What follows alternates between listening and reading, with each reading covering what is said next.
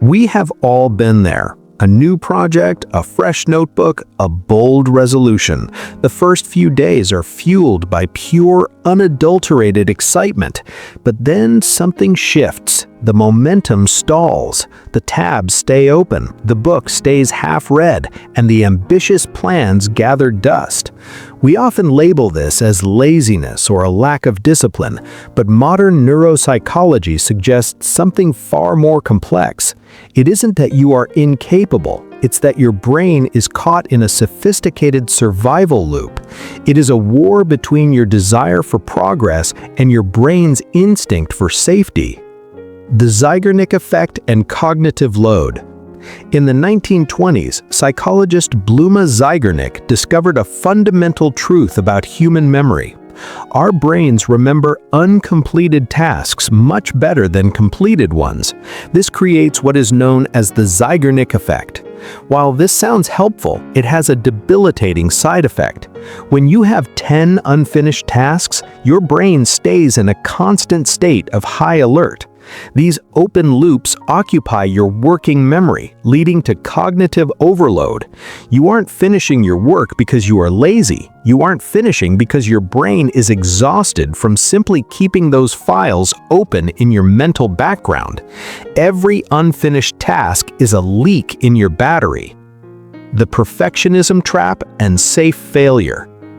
Most people who struggle to finish tasks are actually maladaptive perfectionists. You might tell yourself, if it's not going to be perfect, why do it at all? This is actually a sophisticated defense mechanism. To your subconscious, an unfinished project is a safe project. As long as it is incomplete, it still holds the potential to be a masterpiece. The moment you finish it, it becomes subject to reality, judgment, and the possibility of being average. By not finishing, you are protecting your ego from the vulnerability of completion. You aren't avoiding work, you are avoiding the verdict. The dopamine of the start versus the boring middle. When we start something new, our brain releases a surge of dopamine, the chemical of anticipation. This is driven by novelty seeking. We fall in love with the idea of the result, not the friction of the process. However, as the initial excitement fades and the task enters the labor phase, dopamine levels drop. At this point, many high-achieving minds suffer from shiny object syndrome. Instead of pushing through the boring middle, the brain looks for a new project to get that next chemical hit. You aren't addicted to the work, you are addicted to the potential of a new beginning. The planning fallacy and executive dysfunction. Psychologists Daniel Kahneman and Amos Tversky coined the term planning fallacy. This is our innate tendency to underestimate how much time and energy a task will actually take. We start with an idealistic blueprint, but when the reality of the effort sets in, our executive function, the part of the brain responsible for planning and persistence, becomes paralyzed. Furthermore, some people experience low latent inhibition, a trait often found in creative individuals.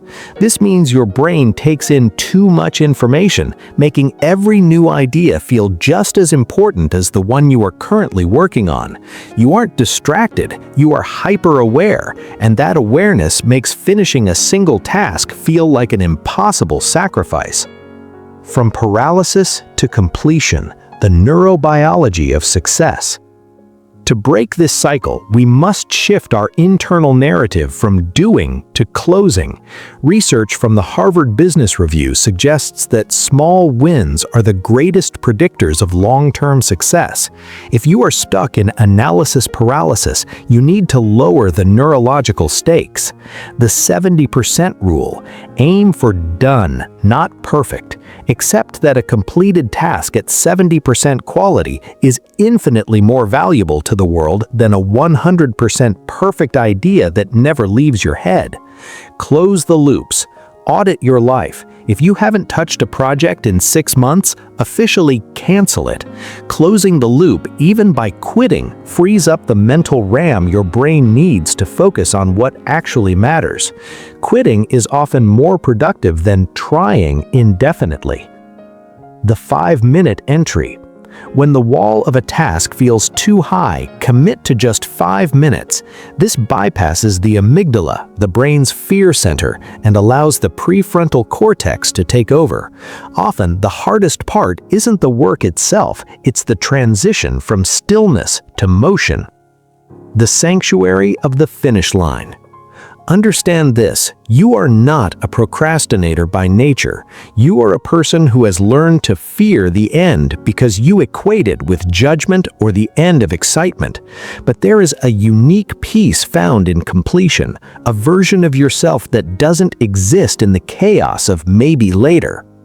You don't need more time. You don't need more motivation. You simply need to give yourself permission to be imperfectly finished. Stop running toward the next new thing and start walking toward the finish line of the thing you already have. The most courageous thing you can do for your mental health is to finally turn "I am going to" into "it is done." Please subscribe this YouTube channel and press the like button for more interesting video.